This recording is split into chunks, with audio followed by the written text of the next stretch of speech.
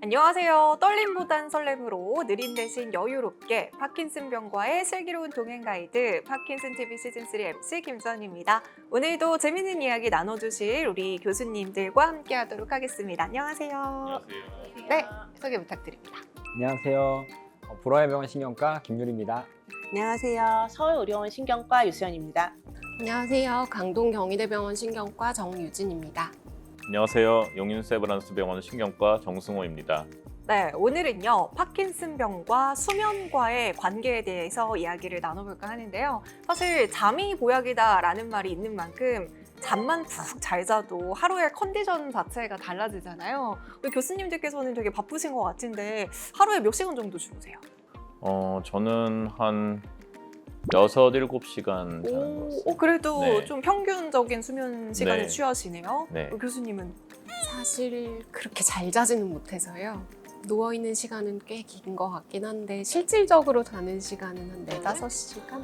혹시 이거 쇼츠 같은 거 보시다가 우리 두 분 교수님은 몇 시간 정도 주무세요? 원래 좀 수면 습관이 새벽에 좀 잠드는 편이어가지고 못 자는 건 아닌데 길게 자지 못하고 한 5시간? 이 정도 보통 자는 것 같습니다. 저는 평균적으로 7시간 정도 자는 것 같아요. 네, 그래서 굉장히 또 피부도 좋으시고 네, 감사합니다.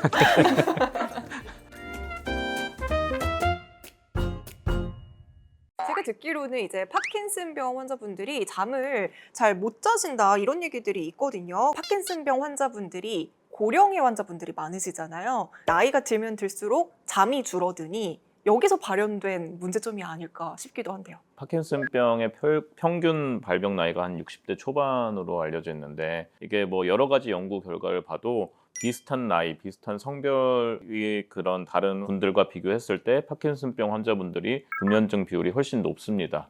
여러 가지 그 연구 결과를 종합해서 분석하는 걸 메타 분석이라고 하는데 그런 메타 분석 결과에서도 그런 불면증으로 고생하시는 환자분들이 상당히 많다는 게 확인이 됐고요. 네, 그러면 이게 단순히 나이 때문만이 아니라 실제로 파킨슨병 환자분들이 수면에 대해서 좀 호소하시는 분들이 많으시다. 그러면 구체적으로는 어떤 수면 장애들이 발생하는지 궁금해요. 이제 가장 흔한 불면증이죠. 근데 불면증만 있는 게 아니라 또 낮에는 또 반대로 이제 과다한 졸림증, 또 파킨슨 환자에서는 가장 유명한 수면 장애인 렘 수면 행동 장애의 동반 비율도 매우 높고 수면 무호흡증 같은 동반된 수면 질환도 매우 많아서 아주 다양한 수면 장애가 존재를 하기 때문에 뭐 딱 한 가지로 보기보다는 전체적인 수면을 봐주셔야 할 것 같습니다. 이게 저도 예전에 한번 불면증을 겪었던 적이 있었는데 진짜 하루가 고달픈 게 하루 종일 업무에 대한 효율도 떨어지고 이게 계속 악순환이더라고요.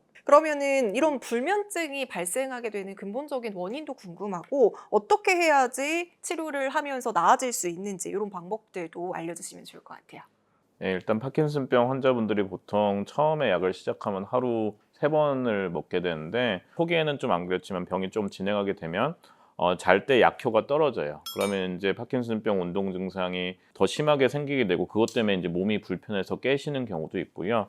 아니면 이제 파킨슨병 환자분들은 자율신경이 많이 망가져 있어서 소변 증상이 되게 많이 생깁니다. 그러면 이제 밤중에 이제 소변이 마려워서 깨요. 근데 깨면은 이제 침대에 누웠는데 잠을 다시 들지 못하는 경우도 많고요.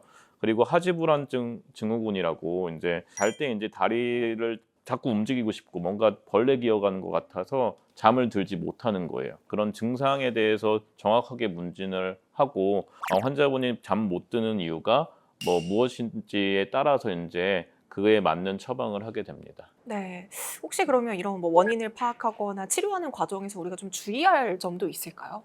그때 이제 가장 먼저 생각하게 되는 것이 수면제잖아요. 한 번 먹어서 잘 자면 그걸로 이제 계속 유지가 되면 되는데 의존도를 높일 수가 있어서 그런 수면제를 처방하거나 또 환자 입장에서 처방받는 데에는 정말 주의를 기울여야 되기 때문에 특히나 파킨슨병 환자분들은 좀 전문의와 반드시 상담을 하고 마음대로 하시면 절대로 안 됩니다.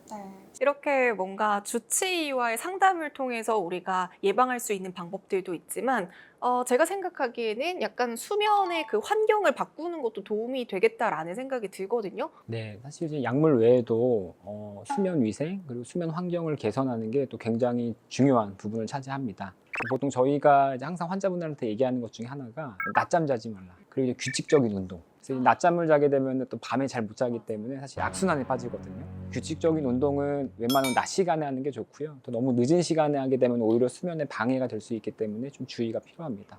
그리고 이제 잠자는 이제 침실의 경우에는 조용하고 좀 어둡게 이제 환경을 만드는 게 필요하고 본인한테 좀 적절한 온도라든지 습도를 유지하는 것도 수면에 있어서 많은 도움이 될 수가 있습니다. 그리고 마지막으로 저녁 식사 이후에는 수분 섭취를 제한하는 게 좋습니다. 대신 낮 시간에 좀 많이 보충을 해주고, 그런데도 불구하고 수면이 계속 마려운 경우에는 담당 주치의사님과 상의를 해서 약물 치료도 적극적으로 고려하는 게 좋습니다. 네, 최상의 수면 컨디션을 끌어올리기 위해서 방금 말씀해주신 것들 우리가 이제 평소에도 쉽게 실천할 수 있는 방법들이니까요. 이런 부분들도 체크해주시면 좋을 것 같고요. 제 방법 하나 말씀드려도 될까요? 저는 이제 불면증을 예방하기 위해서 3시 이후로는 커피를 절대 안 마시고요. 그 다음에 이제 자기 전에 그 유튜브 쇼츠 같은 거 안 보려고 굉장히 노력하고 있어요. 이게 완전 수면의 컨디션을 갉아먹더라고요. 보다 보면 쇼츠라는 게 이게 빗자극이 오기 때문에 사실 잠을 깨울 수밖에 없고, 뭐 알고리즘 따라 보다 보면 사실 끊임없이 봐서 나 잠깐 본 것 같은데 막 한두 시간 지나고 그럴 수 있거든요. 네. 근데 그렇게 되면 당연히 재밌는 거 보면 흥분해서 이제 정말 교감신경 톤이 올라가면서 잠이 확 깰 수 있기 때문에 핸드폰을 안 보시고 잠을 청하는 게 제일 좋을 것 같습니다. 특히 스마트폰 화면이 그 파란색일 때 멜라토닌 분비를 억제하고 오렌지색일 때는 멜라토닌 분비를 촉진한다고 알려져 있습니다. 요즘에는 이제 블루라이트라고 하는 그 파란색 빛을 차단하는 기능이 이제 스마트폰에 탑재되어 있는 경우도 있고 어플도 있어서 그런 것들을 이제 사용하면은 이제 수면의 질을 개선하는 데 상당히 도움이 될 것이라고 생각이 됩니다. 맞아요. 방금 교수님께서 또 빗자극 얘기해 주셔가지고 제가 좀 생각이 난 부분이 있는데 파킨슨병을 빛으로 치료한다? 이런 얘기들이 있더라고요. 공부 많이 하셨는데요. 뭐 라이트 테라피라고 하는데 메타 분석 결과를 봤을 때 조도 한 1000에서 7500 럭스 정도의 빛을 하루에 한 1-2시간 정도 규칙적으로 집중적으로 쬐줬던 환자들에서 이제 인지 기능이나 우울증들이 유의하게 호전이 된다는 결과가 발표된 적이 있습니다.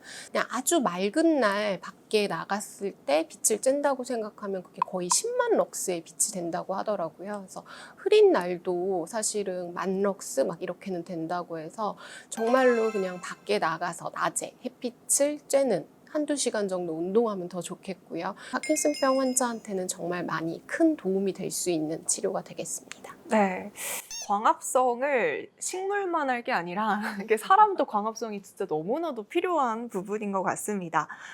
그리고 이번에는 아까 이제 교수님들께서 계속해서 대표적인 증상이라고 말씀을 해주셨던 부분들 중에 하나가 렘 수면 행동장애, 이 부분 계속 짚어주셨잖아요. 정확하게 어떤 건가요? 그 램이라는 게 그러니까 눈이 빨리 움직인다 이런 뜻이거든요. 레이피드 아이 무브먼트라고 해서 눈이 움직인다는 건 뇌가 그만큼 활동을 지금 열심히 하고 있다는 뜻이거든요. 그래서 그 수면 기간 동안은 이제 꿈을 꾸게 된다, 보통 저희가. 보통은 꿈을 꾸면은 근육이 좀 마비되어 있어야 되거든요. 그 근육 마비가 소실되는 질환입니다. 그래서 꿈에 있는 행동들을 몸이 이제 표현을 하는 거죠. 특히 이제 파킨슨병 환자분들이 이제 그 렘 수면 행동장애 있을 때 대부분 좀 꿈의 내용이 약간 악몽 같을 때가 많으세요. 남자분들은 뭔가 싸우는 꿈, 여자분들은 좀 뭔가 쫓기는 꿈 이런 걸 많이 꾸셔가지고 하다 보면 갑자기 막 자다가 일어나서 소리 지르거나 벌떡 일어나서 막 달리는 분도 있고, 진짜 옆 사람이 좀 다치는 경우도 있고 본인도 막 벽 치고 해서 막 다치시는 경우가 있거든요. 이제 그런 식으로 몸에 이제 손상이 일어날 수 있기 때문에 그런 렘수면 행동장애가 있는 걸 저희가 좀 주의 있게 봐야 되고, 또 문제는 이제 렘수면 행동장애가 있는 분들 중에서